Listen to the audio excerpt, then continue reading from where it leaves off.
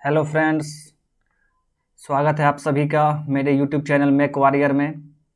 जैसा कि आप सभी जानते हैं कि थर्मोडायनामिक्स का सीरीज चल रहा है। आज थर्मोडायनामिक्स का थर्ड लेक्चर है।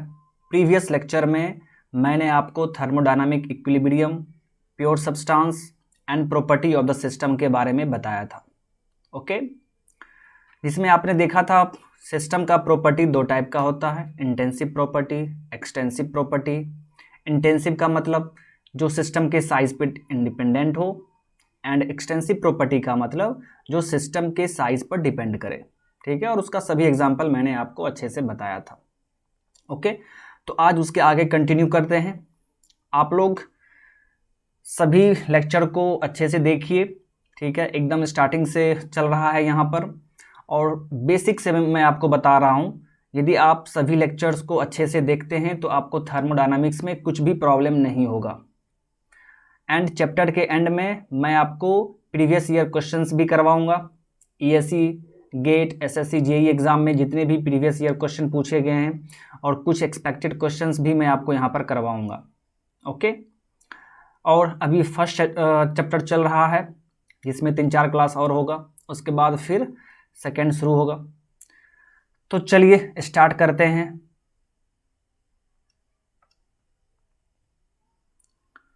स्टेट ऑफ द सिस्टम,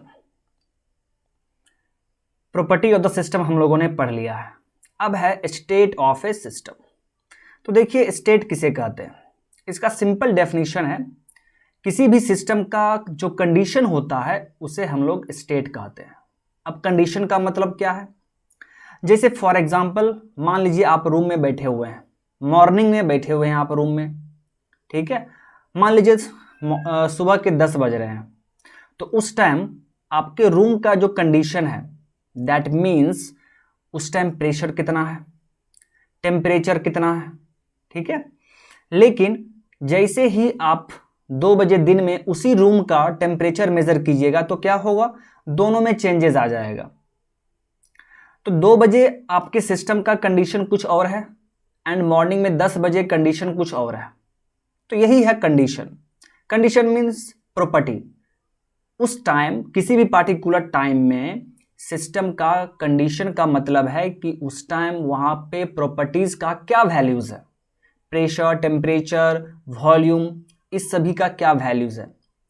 फिर डिफरेंट टाइम में क्या होगा, कुछ प्रॉपर्टीज का वैल्यू चेंज हो जाएगा। सभी प्रॉपर्टीज का वैल्यू चेंज नहीं होगा, कुछ प्रॉपर्टीज का वैल्यू चेंज हो जाएगा। जैसे मैंने अभी आपको रूम का एग्जांपल लिया, रूम आपका सिस्टम है, मॉर्निंग में टेम्परेचर कुछ और होगा, आफ्टरनून में टेम्परेचर कुछ और होगा, बट वॉल्यूम तो सेम रहेगा ना, प्रेशर भी सेम रहेगा, एटमॉस्फेरिक प्रेशर, लेकिन टेम्परेचर चेंज हो रहा है। ओके, तो जरूरी नहीं है कि सभी प्रॉपर्टीज चेंज हो, कुछ प्रॉपर्टीज चेंज होता है वहां पर। तो इसी को कंडीशन बोलते हैं। कंडीशन मीन्स 10 बजे रूम का टेम्परेचर कुछ वैल्यू है, वो उसका कंडीशन हो गया। फिर 2 बजे दिन में रूम का टेम्परेचर कुछ और है, तो उस टाइम कंडीशन ये हो गया। ओके, तो सिस्टम के कंडीशन को ही स्टेट कहा जाता है। ओके, और कंडीशन को हम लोग कैसे जानेंगे, प्रॉपर्टीज के हेल्प से जानेंगे। ठीक है, सिस्टम के कंडीशन को प्रॉपर्टीज के हेल्प से आप जान सकते हैं। ओके, वही यहाँ पे डेफिनेशन लिखा हुआ है, आप देख सकते हैं। The condition of a system is known as state of the system, and the condition of the system is known with the help of properties. Properties के हेल्प से हम लोग जान सकते हैं। ठीक है, अब चलिए मैं यहाँ पे आपको एक एग्जाम्पल बता रहा हूं, तब आपका पूरा क्लियर हो जाएगा। एक पिस्टन सिलेंडर अरेंजमेंट ले लीजिए।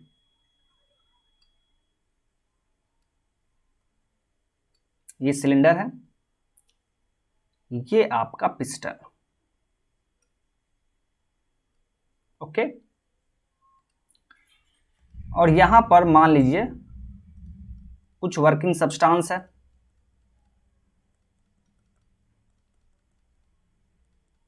एकदम ध्यान से सुनिएगा, सब कुछ क्लियर हो जाएगा। और इस कंडीशन पे, ठीक है, मान लीजिए कुछ टाइम पहले, मान लीजिए at t is equal to 0 पे, मैं आपको लिख दे रहा हूं यहां पे, at t is equal to 0। t is equal to 0 पर पिस्टन आपका यहां पर है, और उस टाइम सिस्टम में सब्सटेंस, कोई वर्किंग सब्सटेंस है, इसका प्रेशर कुछ होगा, प्रेशर मान लीजिए P1, या यहां पे नहीं लिख रहा हूं, बाहर लिख दे रहा हूं मैं। ओके, तो इस टाइम इस सिस्टम का जो कंडीशन है, मान लीजिए इस टाइम इसका प्रेशर P1 है, वॉल्यूम V1 है एंड टेम्परेचर T1 है। तो ये इसका क्या हो गया, कंडीशन हो गया। यानी T is equal to 0 time पर जब पिस्टन उस पोजीशन पर है तो वहां पर सिस्टम का कंडीशन, दैट मीन्स प्रॉपर्टीज, उस सभी का वैल्यूज कितना है, तो P1 है प्रेशर, V1 एंड T1, ये इसका कंडीशन हो गया। ओके, लेकिन कुछ टाइम के बाद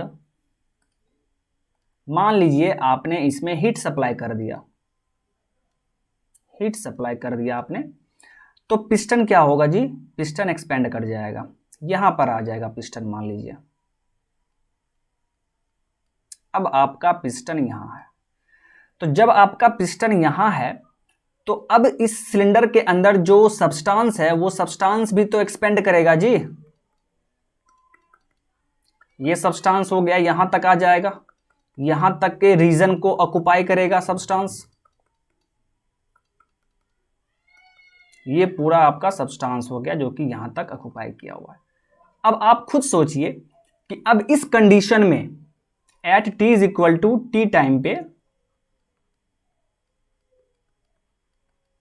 इस कंडीशन पे सिस्टम का प्रॉपर्टीज क्या होगा, चेंज हो जाएगा, कंडीशन चेंज हो चुका है। प्रेशर यहां पे P2 हो जाएगा, वॉल्यूम भी यहां पर चेंज कर गया और टेम्परेचर भी यहां पर चेंज कर गया। तो अब सिस्टम का कंडीशन P2, V2, T2 है। So this is the condition, initial condition, initial condition.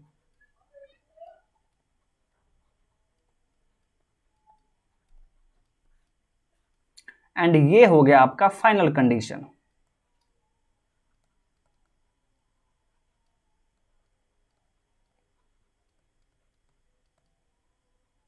Final condition, final condition बोलने का मतलब है यदि आप इनिशियल कंडीशन को 1 मान रहे हैं तो फाइनल कंडीशन क्या हो गया 2। मतलब यहां पर मैं आपको 2 स्टेट दिखा रहा हूं, 2 स्टेट मैं आपको यहां पे दिखा रहा हूं। फर्स्ट स्टेट में T is equal to 0 time पर सिस्टम का कंडीशन P1, V1, T1 है, एंड सेकेंड स्टेट पॉइंट पर pressure P2, volume V2 and temperature T2 है। और यहां पर आप एक चीज और देखिए, चूंकि पिस्टन एक्सपैंड किया है तो प्रेशर डिक्रीज होगा, यानी आप बोल सकते हैं कि सर P1 ज्यादा है P2 से, ये आप बोल सकते हैं। ओके, फिर वॉल्यूम देखिए, इनिशियल वॉल्यूम V1 यहां से यहां तक है जी, ये V1 है, एंड फाइनल आपका ये पूरा हो गया, यानी ये V2 हो गया, ये V1 हो गया, तो V2 greater than V1। Okay, अब टेम्परेचर भी देख लीजिए, चूंकि आपने हीट सप्लाई किया है तो सिस्टम का टेम्परेचर इंक्रीज हो जाएगा, that means T2 greater than T1। Okay, अब यहां पर देखिए, तो इस स्टेट पॉइंट को आप पीवी डायग्राम पर भी शो कर सकते हैं। कैसे, वो देखिए। शो करने का मतलब क्या है ये मैं आपको भी समझाता हूं। आखिर इस स्टेट पॉइंट को हम लोग डायग्राम में शो क्यों करते हैं। मान लीजिए कि आप यहां पे एक पीवी डायग्राम बना रहे हैं, आप कोई भी डायग्राम बना सकते हैं, टीएस डायग्राम, टीएच डायग्राम, कुछ भी, बट सिंपल है पीवी डायग्राम, वही आप बनाइए। देखिए यहां पे पीवी डायग्राम, जब ये डायग्राम बनाते हैं ना तो एक चीज आप ध्यान में रखिएगा, जनरली थर्मोडायनामिक्स में हम लोग क्या करते हैं, जो भी एक्सटेंसिव प्रॉपर्टीज होगा उसे हम लोग एक्स एक्सिस पर लिखेंगे। तो वॉल्यूम क्या है, एक्सटेंसिव प्रॉपर्टीज, इसीलिए वॉल्यूम को हम लोगों ने क्या किया है, एक्स एक्सिस पे लिखा है। ओके, एंड इंटेंसिव प्रॉपर्टीज को हम वाई एक्सिस पे लिखेंगे। जनरली ये कोई रूल नहीं है, बट जनरली हम लोग इस चीज को फॉलो करते हैं। ओके, अब देखिए, तो यहां पर 2 स्टेट पॉइंट मैंने आपको दिखाया, एक फर्स्ट स्टेट पॉइंट और एक second state point. First state point बोलने का मतलब क्या है? इस फर्स्ट स्टेट पॉइंट बोलने का मतलब यह है कि उस पॉइंट पर सिस्टम का क्या कंडीशन है। तो आप क्या बोलेंगे सर, वन पॉइंट पे, that means one state point पर सिस्टम का कंडीशन ये है कि उस टाइम उसका प्रेशर इतना है, वॉल्यूम इतना है, टेम्परेचर इतना है। यही आप बोल देंगे, बस हो गया state point. Second state point जो आप देख रहे हैं, तो सेकेंड स्टेट पॉइंट पर सिस्टम का क्या कंडीशन है? तो pressure P2, V2 volume and temperature T2 है। तो इन दोनों स्टेट पॉइंट को हम लोग डायग्राम पर शो करेंगे। तो देखिए यहां पे फर्स्ट स्टेट पॉइंट आप यहां पे शो कीजिए, यहां पर शो कर दीजिए। This is the first state point. तो यहां का देखिए प्रेशर कितना होगा, ये हो गया आपका P1, और यहां का वॉल्यूम कितना है, ये हो गया V1। This point is V1। तो इस वन स्टेट पॉइंट को आपने यहां पर फिक्स कर दिया, ठीक है, with the help of properties. Properties के हेल्प से आप स्टेट पॉइंट को डायग्राम में फिक्स करेंगे, ठीक है। आप डायग्राम पे यहां पर फिक्स कर दिए हैं, इसका साफ मतलब ये हो गया कि सिस्टम का कंडीशन वन पॉइंट पे कितना होगा, तो उस वन पॉइंट पे प्रेशर का वैल्यू इतना है P1 एंड वॉल्यूम का वैल्यू इतना है। तो उसी पॉइंट से आपको पता चल जाएगा। अब देखिए सेकेंड पॉइंट, तो सेकेंड पॉइंट पे प्रेशर P2 है, वॉल्यूम V2 है, बट P2 का वैल्यू P1 से कम है, मैंने आपको लिख दिया है। तो मान लीजिए कि पॉइंट यहां पर होगा आगे की तरफ। क्यों आगे की तरफ होगा? क्योंकि वॉल्यूम ज्यादा है, V2 ज्यादा है, तो वॉल्यूम V1 से ज्यादा है तो आगे की तरफ शिफ्ट करेगा। तो मान लीजिए कि यहां पर सेकेंड पॉइंट मिल गया, दिस इज पॉइंट 2। यहां पर देखिए वॉल्यूम V2 और यहां पर देखिए प्रेशर P2। तो दोनों स्टेट पॉइंट को मैंने यहां पर पीवी डायग्राम में मार्क कर दिया, ठीक है। वन पॉइंट पे आप क्लियरली देख पा रहे हैं pressure P1, volume V1, P1 का वैल्यू P2 से ज्यादा है।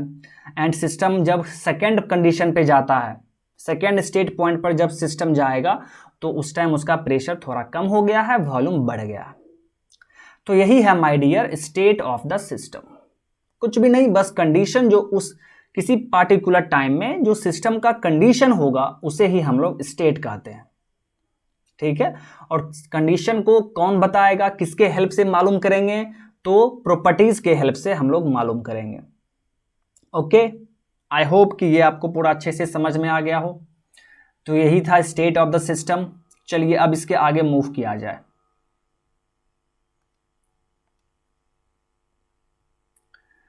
अब देखिए अब क्या है प्रोसेस। अब क्या है प्रोसेस? तो प्रोसेस को सिंपल लैंग्वेज में आप क्या बोलेंगे? A change of state is known as process. A change of state is known as a process. मतलब जहां भी स्टेट पॉइंट चेंज हो रहा हो तो उसी को हम लोग प्रोसेस कहेंगे। अब इसका मतलब क्या है? तो अभी अभी मैंने जो आपको पीवी डायग्राम बना के दिखाया था वो पीवी डायग्राम आप एक बार फिर से देख लीजिए।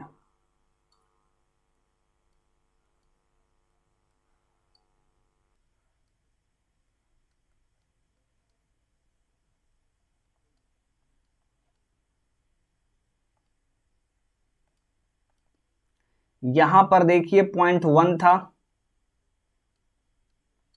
एंड यहां पर पॉइंट 2 था। ओके, यहां पर देखिए प्रेशर P1, यहां पर वॉल्यूम V1, यहां पर देखिए वॉल्यूम V2 एंड यहां पर प्रेशर P2। तो ये आपने देखा था वहां पर। ये वन पॉइंट क्या है? This point 1 and this point 2 is known as state point. ये दोनों पॉइंट क्या है जी? स्टेट है, स्टेट पॉइंट। ओके, तो प्रोसेस किसे कहेंगे? तो जब स्टेट पॉइंट चेंज हो रहा हो तो आप क्लियरली देख पा रहे हैं कि सिस्टम का कंडीशन चेंज हो रहा है। पहले वन पॉइंट पे कंडीशन था, अब सेकेंड कंडीशन हो गया। यानी स्टेट पॉइंट चेंज हुआ, 1 से 2 हो गया, तो इसी को हम लोग प्रोसेस कहेंगे, जो चेंज हो रहा है। ओके, अब ये जो चेंज हो रहा है तो प्रोसेस कोई पाथ फॉलो करेगा, ये कोई पाथ फॉलो करेगा।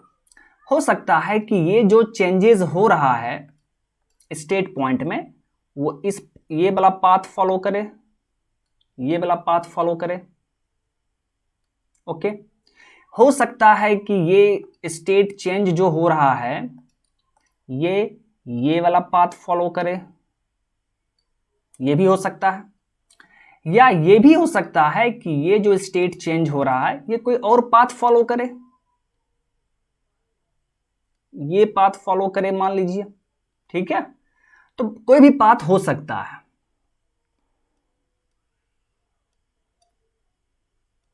कोई भी पाथ हो सकता है, तो यही जो पाथ है ना, इसी पाथ को प्रोसेस कहा जाता है।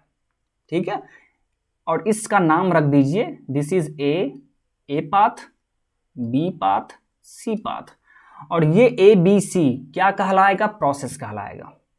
अब इसको एक जनरल एग्जांपल में समझिए। ठीक है, मान लीजिए आपका घर यहां पे है, एकदम ध्यान से देखिए, आपका घर यहां पे है, आपके फ्रेंड का घर यहां पे है, आपके फ्रेंड का घर यहां पे है, तो इन दोनों पॉइंट को हम लोग स्टेट बोल देंगे, कंडीशन बोल देंगे। ठीक है, थर्मोडायनामिक्स पॉइंट ऑफ व्यू से। अब आपको सिस्टम का कंडीशन तो चेंज होगा, उसी तरह आप यहां से अपने फ्रेंड के घर जाना चाह रहे हैं, तो वहां पे आप किसी भी पाथ से जा सकते हैं। मान लीजिए कि आप इस पाथ से जा रहे हैं, या हो सकता है कि आप इस पाथ से जा रहे हैं, या आपकी मर्जी है आप इस पाथ से भी जा रहे हैं, या इस पाथ से जा रहे हैं, या इस पाथ से जा रहे हैं। तो ये सभी क्या हो गया? यही सभी तो प्रोसेस है, इसी सभी को हम लोग बोलते हैं प्रोसेस। प्रोसेस का सिंपल मीनिंग पाथ। ठीक है, path which follow the path the system follow. ठीक है, जिस पाथ को सिस्टम फॉलो करता है उसी को हम लोग प्रोसेस कहते हैं। आगे हम लोग पढ़ेंगे। ठीक है, 5 तरह का प्रोसेस होता है, वो सब हम लोग एक एक करके पढ़ेंगे, जैसे constant volume process, constant pressure process, isothermal process, ठीक है, एडियाबैटिक प्रोसेस, पॉलीट्रॉपिक प्रोसेस, ये सभी हम लोग एक एक करके देखेंगे। ठीक है, तो सिस्टम कोई भी पाथ फॉलो वहां पर कर सकता है, जो भी पाथ फॉलो करेगा वो उसका प्रोसेस हो गया।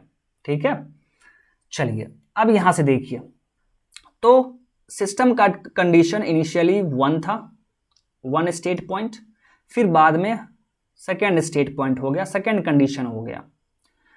तो सिस्टम का जो कंडीशन चेंज हो रहा है वो किसी पाथ के थ्रू होगा, किसी प्रोसेस के थ्रू होगा। वही प्रोसेस मैंने आपको यहां पर 3 दिखा दिया है, ए बी सी, बहुत सा हो सकता है। ठीक है, तो 3 प्रोसेस मैंने आपको यहां पर दिखाया। ओके, चलिए अब इसके आगे बढ़ते हैं। प्लीज आप लोग ध्यान देंगे, काफी इंपॉर्टेंट चीज मैं अब आपको बताने जा रहा हूं, ध्यान देंगे प्लीज।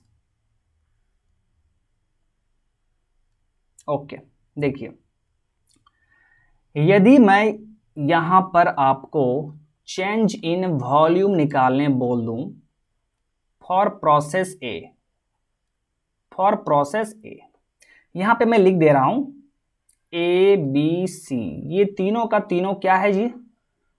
ये प्रोसेस है, प्रोसेस। इसे आप जनरली पाथ भी बोल सकते हैं। ओके, 1 और 2 क्या है? 1 और 2 पॉइंट जो है वो स्टेट पॉइंट है, स्टेट पॉइंट, या आप इसको सिंपली इक्विलिब्रियम पॉइंट भी बोल सकते हैं।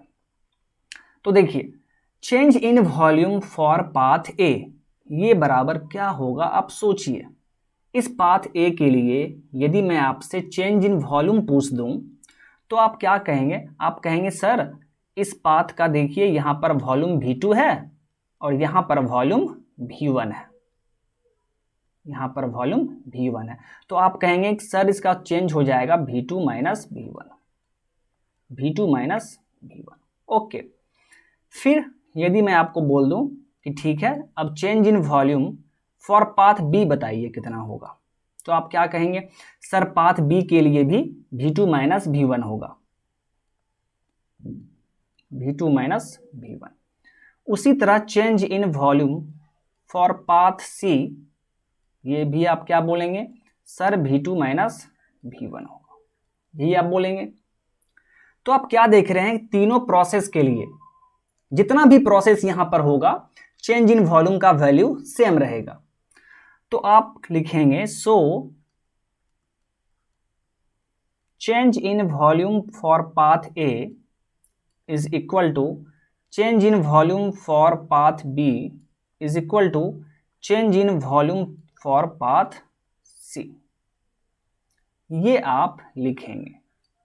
ओके, चलिए अब यहां पर आप थोड़ा समझिए कि इस तीनों प्रोसेस के लिए चेंज इन वॉल्यूम का वैल्यू सेम है। इसका क्या कंक्लूजन है, मेन कंक्लूजन आपको समझना है यहां पर। इसका क्या कंक्लूजन है,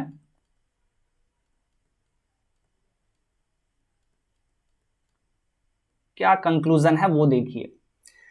तीन प्रोसेस मैंने आपको दिखाया और तीनों के लिए चेंज इन वॉल्यूम सेम हो गया। वॉल्यूम क्या है, प्रॉपर्टी है। वॉल्यूम क्या है जी, प्रॉपर्टी है। और ये चेंज इन वॉल्यूम, ये जो आप चेंज इन वॉल्यूम देख रहे हैं, ये सेम आने का मतलब क्या है, इस तीनों प्रोसेस का देखिए एंड पॉइंट सेम है। तीनों प्रोसेस के लिए एंड पॉइंट सेम है, ठीक है, इसीलिए इसका वैल्यू बराबर हुआ है। इसका मतलब साफ है कि change in volume and point पर डिपेंड करता है। चूंकि एंड पॉइंट सेम है तो तीनों का वैल्यू सेम हो गया। तो कंक्लूजन क्या होगा, properties only depends on and points.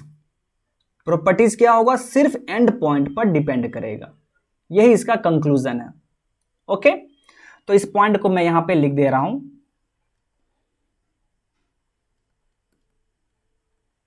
Here change in volume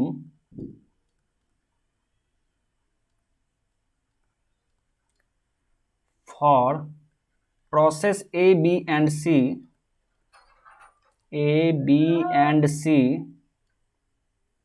is same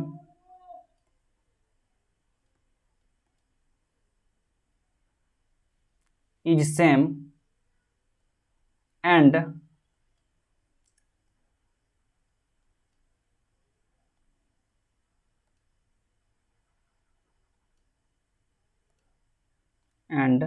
since end points of all the processes, end point of all the processes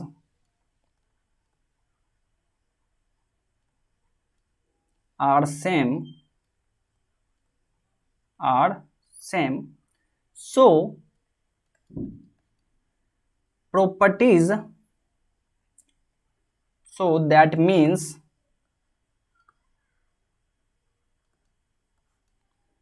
properties only depends on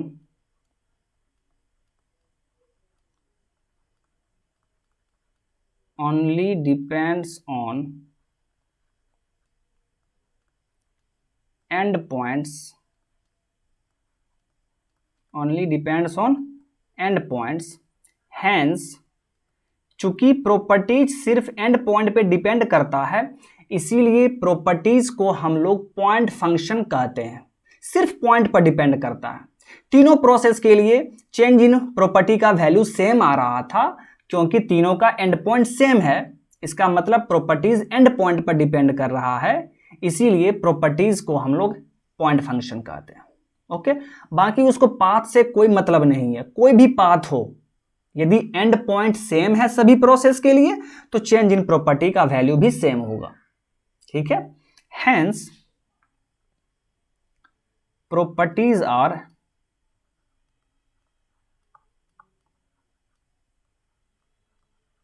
point functions.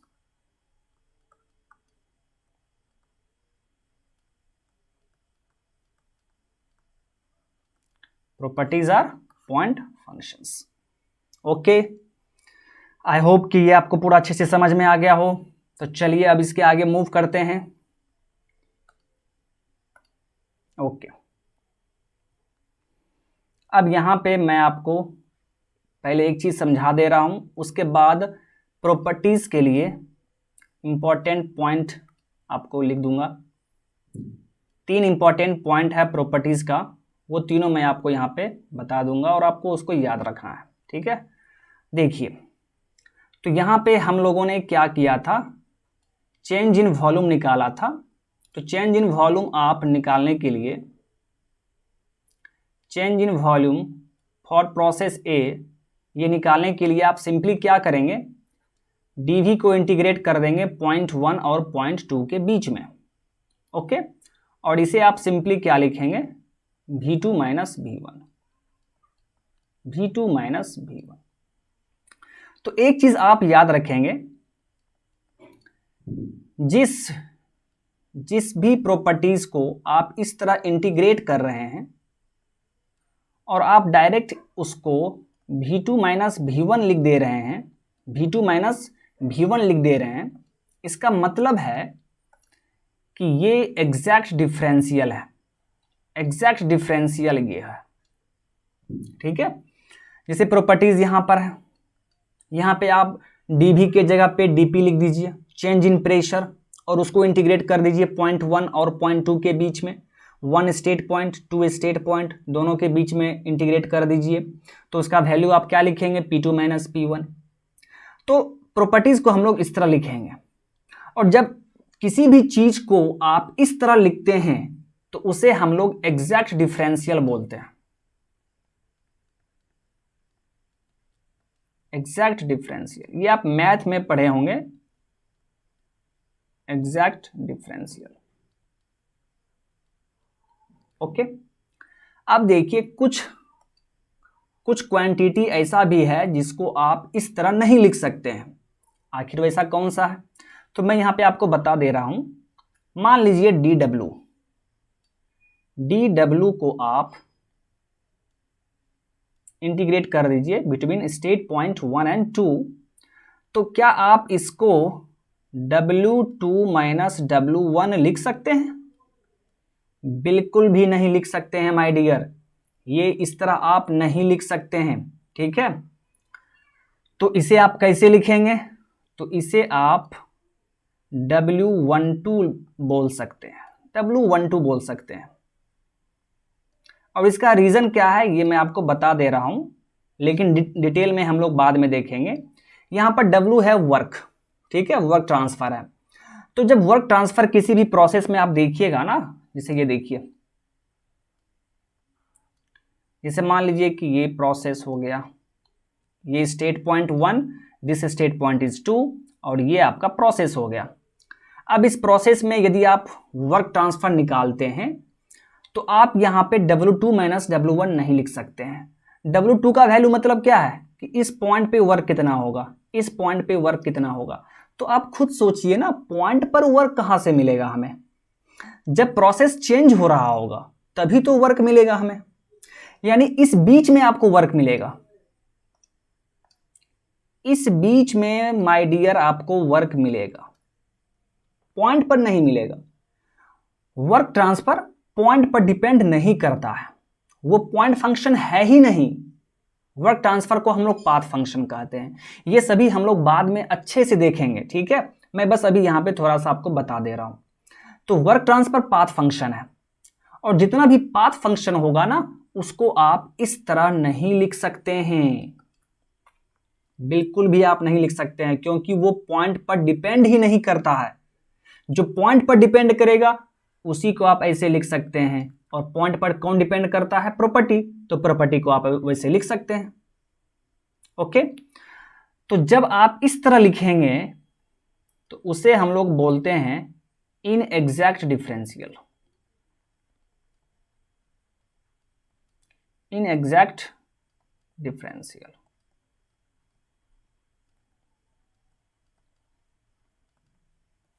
Okay, चलिए आई hope कि आपको समझ में आ गया होगा। यानी यहाँ से भी कंक्लूजन क्या निकल रहा है कि प्रॉपर्टीज जो होता है, प्रॉपर्टीज क्या होगा, एग्जैक्ट डिफरेंशियल होता है, क्योंकि वो पॉइंट फंक्शन है। ओके, तो अब यहाँ पे कुछ इंपॉर्टेंट पॉइंट्स है, ये मैं आपको लिख दे रहा हूं, जो कि आपके लिए काफी इंपॉर्टेंट है।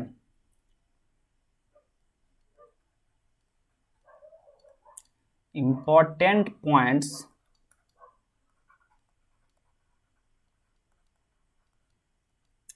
with respect to property।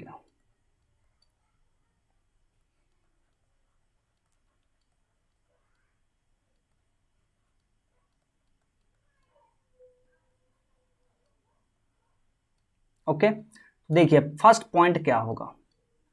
तो पहला पॉइंट आपने पढ़ा कंक्लूजन में कि properties are point function, properties are point functions.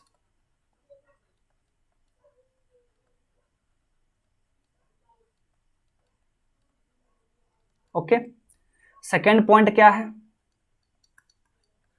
Properties point function है, सिर्फ पॉइंट पर डिपेंड करता है। क्या प्रॉपर्टीज प्रोसेस पे डिपेंड करता है? बिल्कुल भी नहीं। आपने देखा था प्रोसेस अलग अलग था, फिर भी प्रॉपर्टीज का वैल्यू सेम आ रहा था।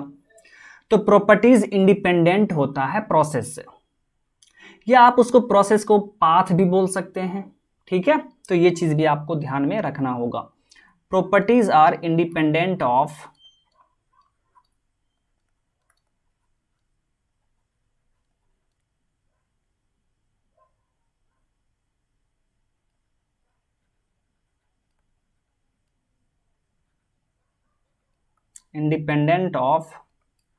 Path history. Path history, path history बोलने का मतलब है वो किधर से भी आया हो उससे उसको मतलब नहीं है। सिस्टम कोई भी पाथ फॉलो करके आया हो उससे उसको मतलब नहीं है, वो बस इनिशियल एंड फाइनल पॉइंट देखेगा। ठीक है, आप जिधर से भी आए हो वो मैटर नहीं करता है। थर्ड पॉइंट क्या होगा, जो कि यहां पर आपने देखा एग्जैक्ट डिफरेंशियल वाला। तो प्रॉपर्टीज क्या होगा, properties are exact differentials, are exact differentials.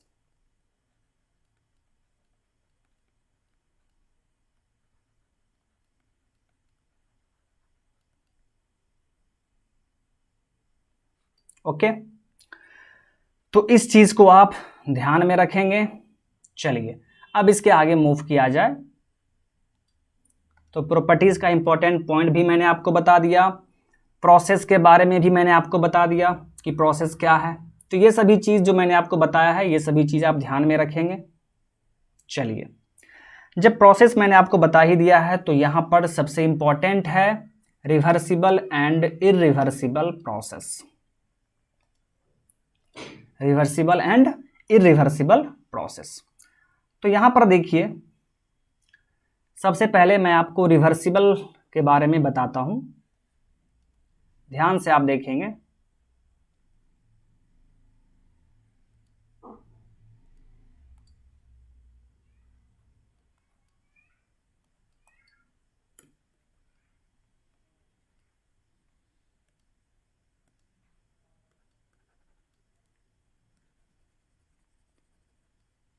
Okay, तो देखिए रिवर्सिबल, रिवर्सिबल प्रोसेस का मतलब क्या है। रिवर्सिबल वर्ड में अगर आप देखेंगे तो दो वर्ड से मिलके बना है, एक तो रिवर्स और एक एबल, रिवर्सिबल। ठीक है, तो रिवर्सिबल प्रोसेस एक ऐसा प्रोसेस है जो रिवर्स हो सके, जो रिवर्स हो सके उसे हम लोग क्या कहेंगे, रिवर्सिबल प्रोसेस कहेंगे। मान लीजिए कोई भी प्रोसेस है, ठीक है, कोई भी प्रोसेस है, और यहां पर देखिए, यहां पर मैं आपको समझा रहा हूं, ध्यान से देखेंगे आप।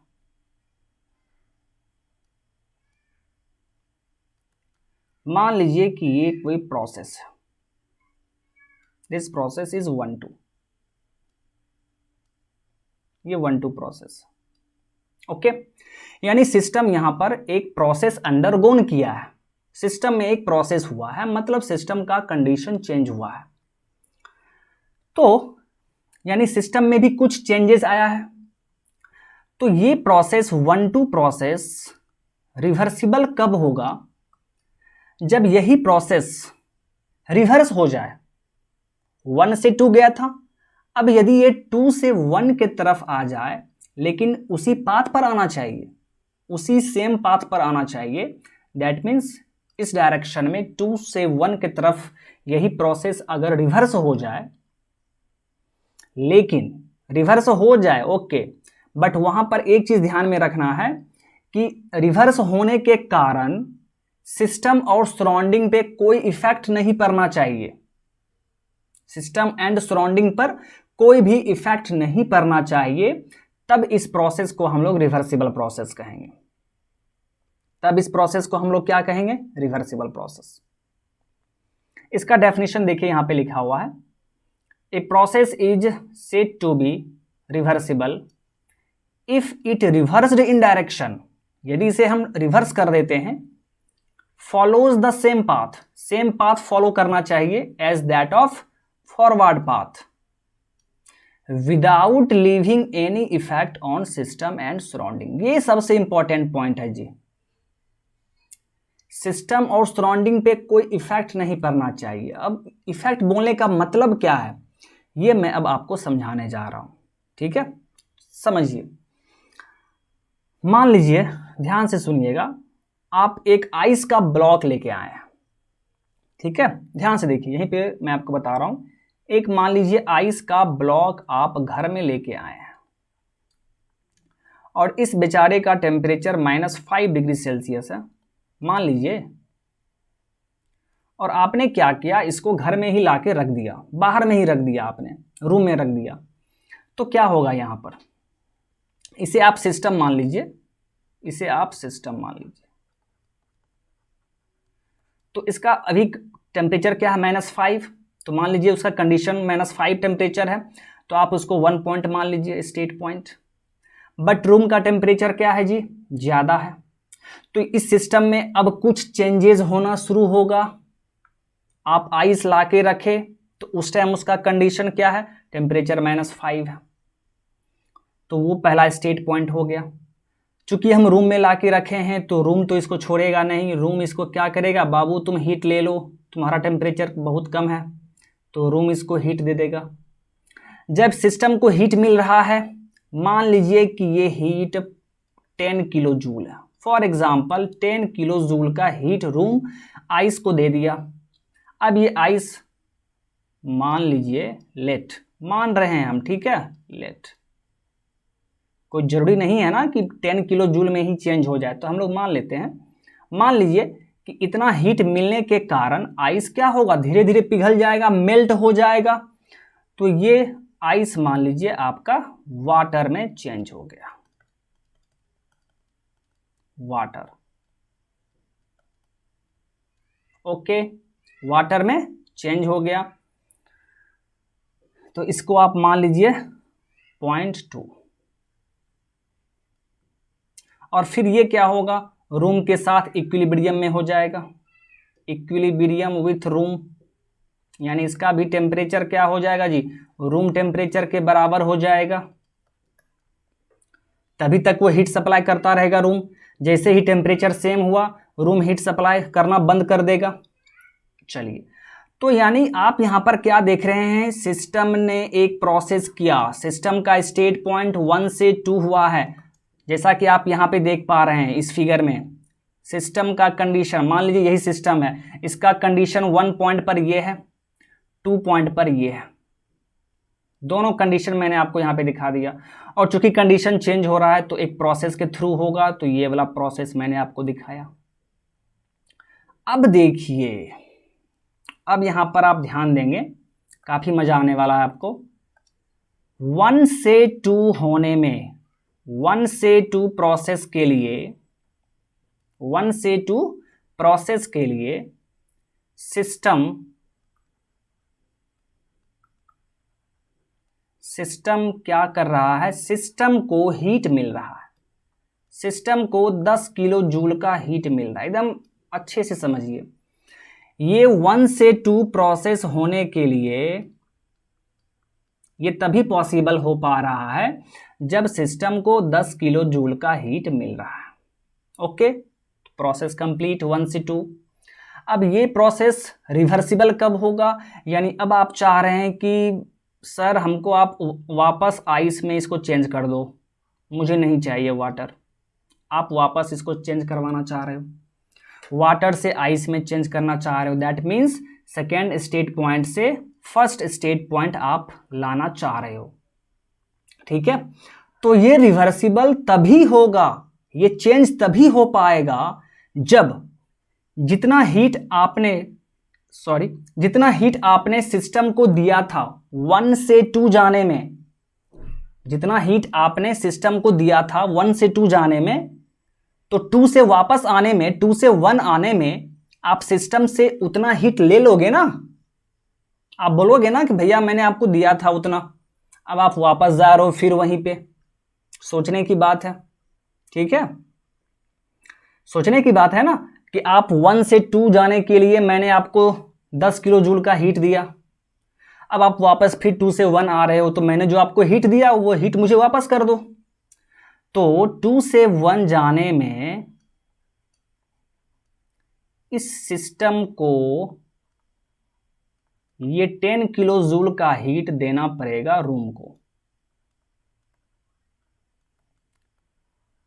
तभी वापस जा पाएगा ना 1 पॉइंट पे।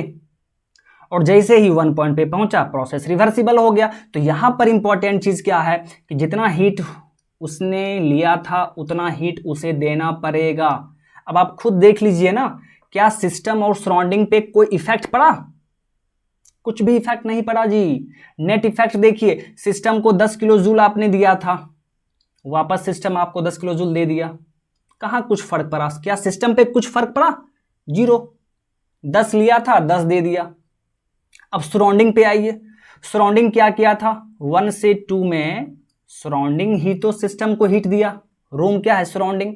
सराउंडिंग 10 किलो जूल का हीट दिया, फिर 2 से 1 में सराउंडिंग को 10 मिल गया, तो सराउंडिंग का भी नेट इफेक्ट क्या हो गया? 0 हो गया। तो कोई इफेक्ट नहीं पड़ रहा है ना, सिस्टम और सराउंडिंग पे कोई इफेक्ट नहीं पड़ रहा है। तो इसीलिए इस प्रोसेस को हम लोग रिवर्सिबल प्रोसेस कहेंगे। ओके, आई होप कि आपको समझ में आ गया है। चलिए अब यहां पर देखिए एक सेकेंड डेफिनेशन, यहां पर ए reversible process is a process in which the system and environment, मतलब सराउंडिंग, इन्वायरमेंट का मतलब क्या है? Surrounding, can be restored to exactly the same initial state that they were in before the process occurred if we go backward along the path of the process. Reversible process एक ऐसा process है जिसमें system और surrounding अपना initial state को restore कर लेता है, मतलब अपना इनिशियल स्टेट पर फिर से पहुंच जाता है। पहुंच रहा है कि नहीं जी? देखिए 1 इसका इनिशियल हुआ ना जी, 1 इनिशियल स्टेट हुआ कि नहीं? तो इनिशियल से देखिए यहां पर आया 2 पॉइंट पे, फिर से वापस इनिशियल पर तो ही आ गया, इनिशियल पर ही आ गया ना, यानी इनिशियल स्टेट को रीस्टोर कर लिया, फिर से उसी पॉइंट पर आ गया। ठीक है, और सेम पाथ को फॉलो करते हुए। तो इसीलिए इस प्रोसेस को हम लोग रिवर्सिबल प्रोसेस कहते हैं। ओके, चलिए अब यहां से देखिए, रिवर्सिबल प्रोसेस जितना भी होगा वो सभी मोस्ट एफिशिएंट होता है, मतलब इस सभी प्रोसेस का एफिशिएंसी बहुत ज़्यादा होगा। ठीक है, क्यों ज़्यादा होगा ये मैं बस थोड़ी देर में आपको बताने जा रहा हूँ। अब आप यहाँ पे एक अच्छे से थोड़ा देखिए, ये तो मैं आपको एग्जाम्पल लेके समझा रहा था। चलिए अब थोड़ा सा आगे देखते हैं, फिर वापस यहाँ पर आएंगे। चलिए देखिए,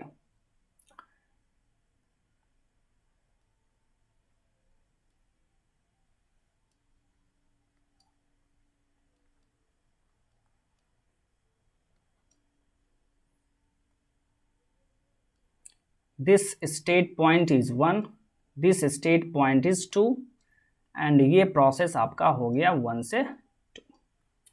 तो यहां पर देखिए, फॉर प्रोसेस 1 2 प्रोसेस के लिए एकदम ध्यान से देखिए, जो अभी मैंने बताया ना उसी को थोड़ा यहाँ पर अच्छे से बता दे रहा हूँ आपको। फॉर प्रोसेस 1 2 मान लीजिए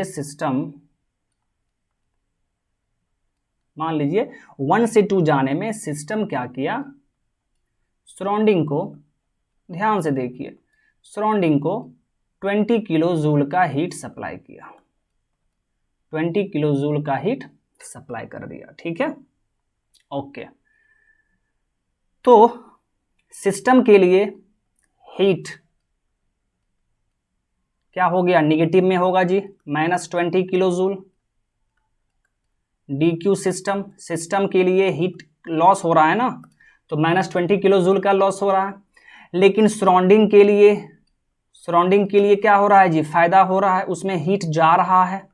तो जब हीट उसके अंदर जा रहा है तो पॉजिटिव लेंगे, +20 किलो जूल, +20 किलो जूल। ठीक है, अब यहां देखिए,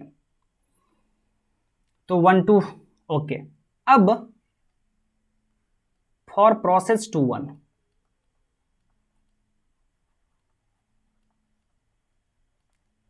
फॉर प्रोसेस 2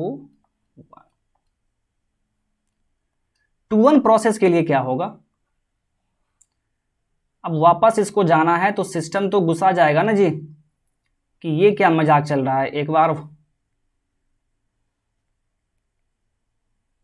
एक बार 1 से 2 लेके जा रहे हो और फिर दोबारा 2 से 1 की तरफ ले जा रहे हो, तो मैंने जो दिया था वो मुझे लौटा दो। ठीक है, सिस्टम सराउंडिंग। ठीक है, अब यहां देखिए,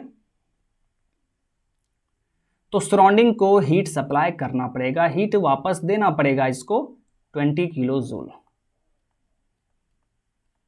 यानी 2 से 1 जाने में सिस्टम में कितना हीट का चेंजेस हो रहा है, DQ सिस्टम, तो 20 किलो जूल इसको मिल रहा है, तो आप लिखेंगे +20 किलो जूल।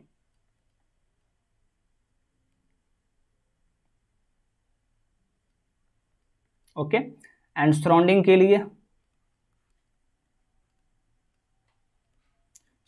लिए लॉस हो रहा है, सराउंडिंग को देना पड़ रहा है, तो आप क्या लिखेंगे, -20 किलो जूल। ओके, तो यहां पर देखिए, सिस्टम के लिए यहां पे सिस्टम लिखिए, यहां पर सराउंडिंग लिखिए।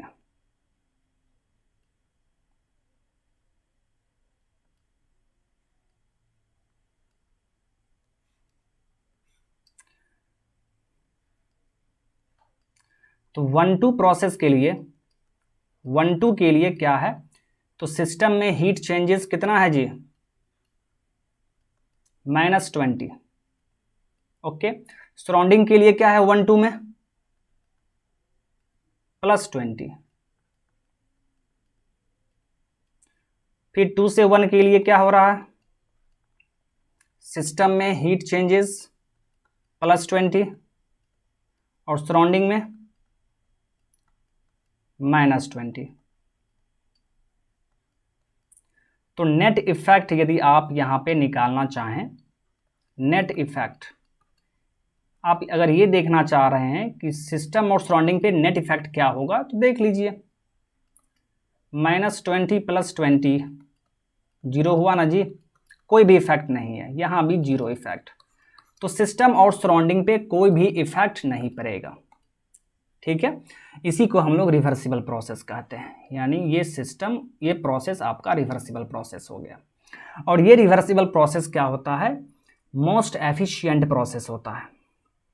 अब देखिए यहां पे, ये जो रिवर्सिबल प्रोसेस हम लोग पढ़ रहे हैं ना, ये हाइपोथेटिकल प्रोसेस होता है, ऐसा पॉसिबल नहीं है, ऐसा कोई भी प्रोसेस नहीं होता है जिसमें सिस्टम और सराउंडिंग पे कोई इफेक्ट नहीं पड़े, मतलब रिवर्सिबल प्रोसेस होता ही नहीं है, ये बस हम लोग इमेजिन करते हैं, हाइपोथेटिकल प्रोसेस है ये। ऐसा क्यों है भाई, तो जनरली हमारे डेली लाइफ में क्या होता है, जैसे मान लीजिए फॉर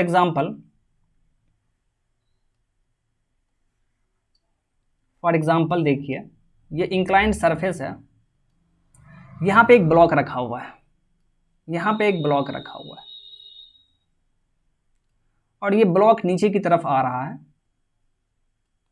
ब्लॉक को सिस्टम मान लीजिए, और फिर वापस हम ब्लॉक को नीचे से ऊपर ले आएंगे, तो क्या सिस्टम और सराउंडिंग पे इफेक्ट नहीं पड़ेगा?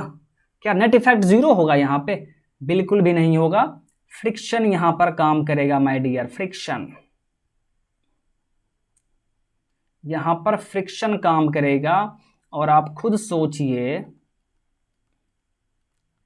फ्रिक्शन के कारण जितना हीट उसने दिया था या लिया था, जो भी हो, मान लीजिए जैसे यहाँ पे देखिए सिस्टम 20 किलो जूल का हीट दिया था, तो वहां पे क्या होगा, फिर वापस आने के लिए उसको 20 चाहिए, लेकिन उसे 20 नहीं मिल पाएगा, उसे 20 नहीं मिल पाएगा, तो क्या होगा, प्रोसेस रिवर्स नहीं हो पाएगा, रिवर्सिबल नहीं कहलाएगा। उसी तरह यहां पर जब ये ब्लॉक नीचे आ रहा है तो वहां पे फ्रिक्शन के कारण कुछ एनर्जी का लॉस हो जाएगा, कुछ एनर्जी का लॉस हो गया। अब जैसे ही एनर्जी का लॉस हो गया तो प्रोसेस क्या होगा, रिवर्सिबल नहीं होगा। तो जितने भी डेली लाइफ में प्रोसेसेस होते हैं वो सभी इरिवर्सिबल प्रोसेस होते हैं, रिवर्सिबल कोई भी प्रोसेस नहीं होता है। ये एक हाइपोथेटिकल प्रोसेस है, क्योंकि सिस्टम और सराउंडिंग पे नेट इफेक्ट जीरो नहीं होगा, कुछ ना कुछ एनर्जी का लॉस हो जाएगा। ओके, तो यही पॉइंट मैंने यहां पे आपको लिख दिया है। Friction is one of the reasons for making a process irreversible. Friction एक कारण है जो प्रोसेस को इरिवर्सिबल बना देता है। And a process which is not irreversible is an irreversible process. जो प्रोसेस रिवर्सिबल नहीं होगा उसे हम इरिवर्सिबल प्रोसेस कहेंगे। ओके, अब यहाँ पे मैं आपको एक बहुत ही इंपॉर्टेंट कॉन्सेप्ट बताने जा रहा हूँ, प्लीज़ आप लोग ध्यान देंगे। तो फ्रिक्शन के कारण क्या हो रहा है, प्रोसेस इरिवर्सिबल हो जा रहा है। तो क्या सिर्फ फ्रिक्शन के कारण ही प्रोसेस इरिवर्सिबल होगा? बिल्कुल नहीं जी, बिल्कुल नहीं। सिर्फ फ्रिक्शन के कारण ही नहीं होगा, और भी रीजन है। Finite gradient, finite temperature difference,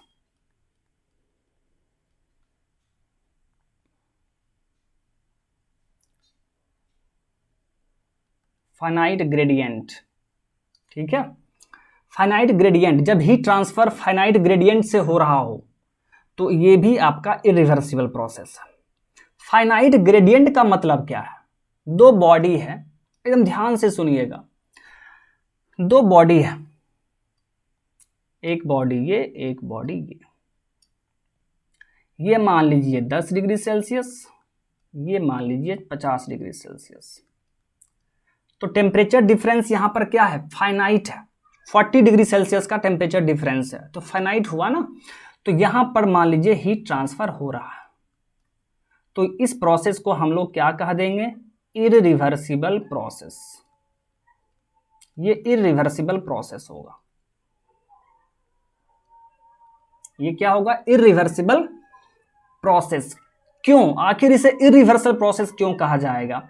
क्योंकि ये फास्ट होता है, फास्टली होता है। मतलब फास्टली बोलने का मतलब क्या है, ये हीट ट्रांसफर बहुत तेजी से हो जाता है। हीट ट्रांसफर बहुत तेजी से होता है, मतलब हीट ट्रांसफर होने में यहाँ पर टाइम कम लगता है, इसीलिए प्रोसेस इरिवर्सिबल है। अब जल्दी जल्दी से होगा, खुद सोचिए, जल्दी जल्दी से होगा तो वहाँ पे एनर्जी का लॉस हो जाएगा, इसीलिए वो इरिवर्सिबल हो गया। तो यहाँ पर एक चीज बोला गया है, यदि दो बॉडी के बीच में, ध्यान से सुनिएगा, यदि दो बॉडी के बीच में, ये मान लीजिए 10 डिग्री सेल्सियस, ये मान लीजिए 50 डिग्री सेल्सियस हीट ट्रांसफर हो रहा है, तो फाइनाइट ग्रेडियंट यहाँ भी है, लेकिन ये रिवर्सिबल भी हो सकता है। लेकिन कब, कंडीशन है, कंडीशन आपको बोलना पड़ेगा।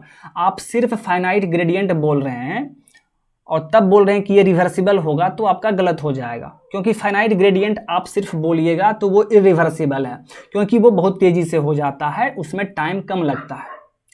लेकिन आप इसी फाइनाइट ग्रेडियंट को रिवर्सिबल बोल रहे हैं, आप इसे रिवर्सिबल प्रोसेस बोल रहे हैं तो आपको एक कंडीशन बोलना पड़ेगा, व्हेन, जब ये हीट ट्रांसफर होने में टाइम बहुत ज्यादा लग जाए, टाइम बहुत ज्यादा लगे। इसका क्या मतलब है कि ये हीट ट्रांसफर बहुत धीरे धीरे हो रहा हो, बहुत धीरे धीरे हो रहा हो। तो जब ये हीट ट्रांसफर बहुत धीरे धीरे होगा तो ये प्रोसेस रिवर्सिबल हो जाता है। यानी एक इंपॉर्टेंट पॉइंट आप यहां पे सीख रहे हैं कि इरिवर्सिबल प्रोसेस भी रिवर्सिबल हो सकता है जब टाइम उसमें बहुत ज्यादा हो जाए। Time consuming the process is large, जब लार्ज हो जाए तो वो आपका रिवर्सिबल हो सकता है। यानी 1 से 2 प्रोसेस होने में जाने में यदि टाइम काफी ज्यादा लग जाए, ठीक है, तो वो प्रोसेस रिवर्सिबल हो सकता है, रिवर्सिबल हो जाएगा। लेकिन यदि टाइम ज़्यादा नहीं लग रहा है तो फिर वो इरिवर्सिबल होगा। When process occurs very slowly,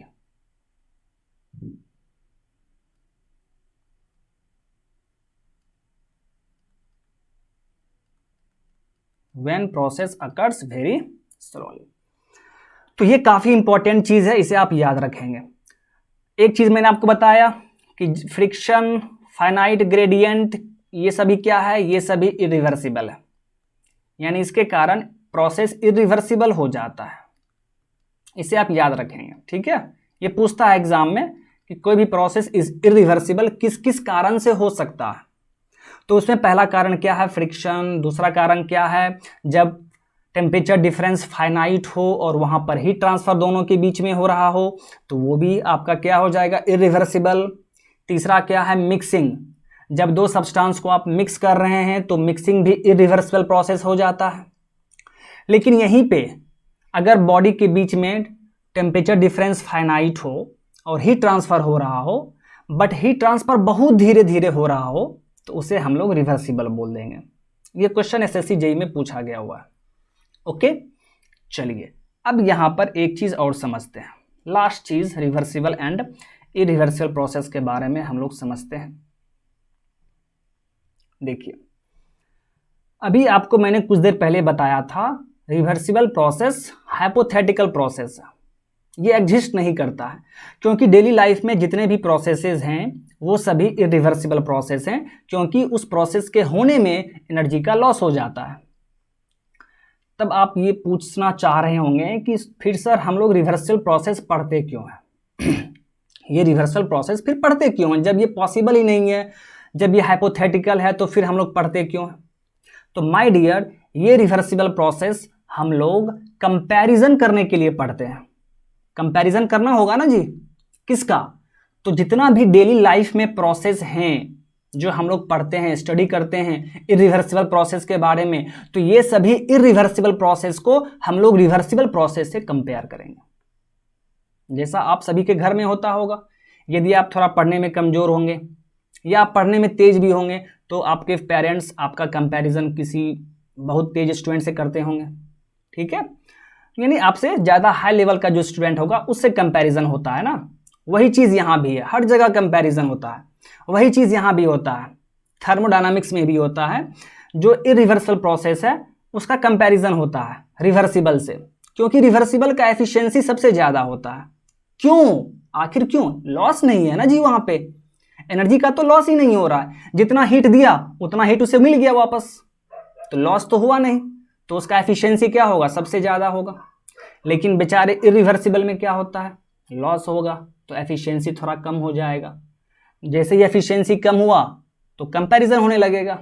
मान लीजिए रिवर्सिबल का एफिशिएंसी 80%, 80% और इरिवर्सिबल का एफिशिएंसी 60%, तो कंपैरिजन होगा ना कि बाबू तुम्हारा एफिशिएंसी 60% ही क्यों है, उसका देखो 80% है, तो तुमको उसके नज़दीक जाना है, ठीक है। तो वहाँ पे मॉडिफिकेशंस होगा, बहुत तरह का चीज़ उस पर एक्सपेरिमेंट किया जाएगा कि क्या किया जाए जो इसका एफिशिएंसी बढ़े, मैक्सिमम पहुँचे, ठीक है, रिवर्सिबल के बराबर पहुँचे। यही कंपैरिजन करने के लिए हम लोग रिवर्सिबल प्रोसेस पढ़ते हैं। ओके, आई होप कि आपको सब कुछ समझ में आ गया हो। चलिए अब इसके आगे बढ़ते हैं, प्लीज़ ध्यान देंगे आप। अब देखिए, क्वासी स्टैटिक प्रोसेस काफ़ी इंपॉर्टेंट है, यहाँ से ऑब्जेक्टिव क्वेश्चन पूछा जाता है, यहाँ से न्यूमेरिकल वगैरह कुछ नहीं है। क्वासी स्टैटिक प्रोसेस, चलिए एकदम धीरे धीरे समझते हैं। क्वासी, क्वासी का मतलब होता है ऑलमोस्ट, ऑलमोस्ट मतलब लगभग, ऑलमोस्ट का मतलब क्या होता है, लगभग। फिर स्टैटिक, स्टैटिक का मतलब क्या है जी, आप बोलेंगे सर रेस्ट, तो इसके नाम से ही लग रहा है ऐसा प्रोसेस जो लगभग रेस्ट में हो। इसका मतलब क्या है जी, लगभग रेस्ट में बोल रहा है, मतलब लगभग इक्विलिब्रियम में हो, ऐसा प्रोसेस जो लगभग इक्विलिब्रियम में हो। लगभग का मतलब क्या है, मतलब यहाँ पे इक्विलिब्रियम पॉइंट्स बहुत सारा मिलेगा, इक्विलिब्रियम पॉइंट्स बहुत सारा मिलेगा। बहुत सारा मिलने का मतलब क्या है, प्रोसेस बहुत धीरे धीरे हो रहा होगा, बहुत धीरे धीरे हो रहा होगा, तभी तो इक्विलिब्रियम पॉइंट्स बहुत मिलेगा। ठीक है, तो इसी प्रोसेस को हम लोग क्वासी स्टैटिक कहते हैं, लगभग रुका हुआ। आप खुद सोचिए, कोई प्रोसेस बहुत धीरे धीरे हो रहा है, बहुत धीरे धीरे, तो आपको दूर से देखने पे लगेगा ना कि अरे यार ये तो लगभग रुका हुआ है, लगभग ये इक्विलिब्रियम में ही है। ठीक है, इसी को क्वासी स्टैटिक बोलते हैं।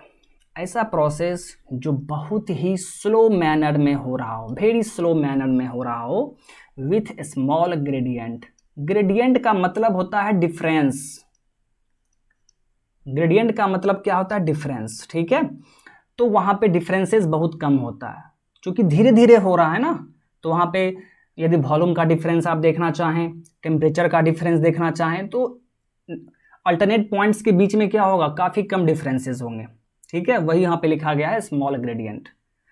तो इसी प्रोसेस को हम लोग क्वासी स्टैटिक प्रोसेस कहेंगे। ठीक है, और ये डेफिनेशन जो यहाँ पे लिखा हुआ है, ये डेफिनेशन मैं आपको बाद में बताऊंगा, पहले समझाने के बाद। ओके, तो क्वासी स्टैटिक प्रोसेस के बारे में यदि आपसे कोई पूछता है तो आप सिंपल एक लाइन में बोल सकते हैं, ऐसा प्रोसेस जो बहुत ही स्लो मैनर में हो रहा हो तो उसे क्वासी स्टैटिक प्रोसेस कहेंगे। अब आपके दिमाग में एक क्वेश्चन अराइज हो रहा होगा कि सर अभी आप कुछ देर पहले बताए थे किसी भी प्रोसेस को होने में जब टाइम काफी ज्यादा लग जाए, टाइम काफी ज्यादा लगे मतलब बहुत धीरे धीरे हो रहा हो, तो उसे हम रिवर्सिबल प्रोसेस कहते हैं। और यहां पे वही प्रोसेस, एक दूसरा प्रोसेस जो बहुत धीरे धीरे हो रहा है, आप उसको क्वासी स्टैटिक बोल रहे हैं। इसका मतलब है कि quasi static process reversible process होता है कि नहीं जी, बहुत स्लो हो रहा है ना, और जब बहुत स्लो होगा तो टाइम ज्यादा लग रहा है, दैट मीन्स ये रिवर्सिबल प्रोसेस होता है। ये आपको याद रखना होगा, quasi static process is the reversible process. कैसे होगा रिवर्सिबल ये भी मैं आपको समझा दूंगा अभी फिगर बना के। ठीक है, तो चलिए समझते हैं। अब यहाँ पे देखिए, मान लीजिए आपके पास एक पिस्टन सिलेंडर अरेंजमेंट,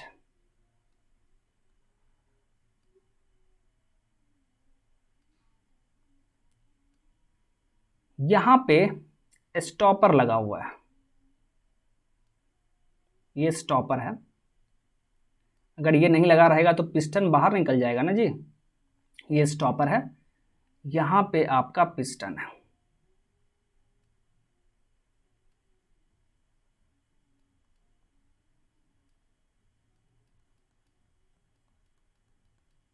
और इसके अंदर आपका क्या है, मान लीजिए कोई गैस है, कोई गैस है यहां पे।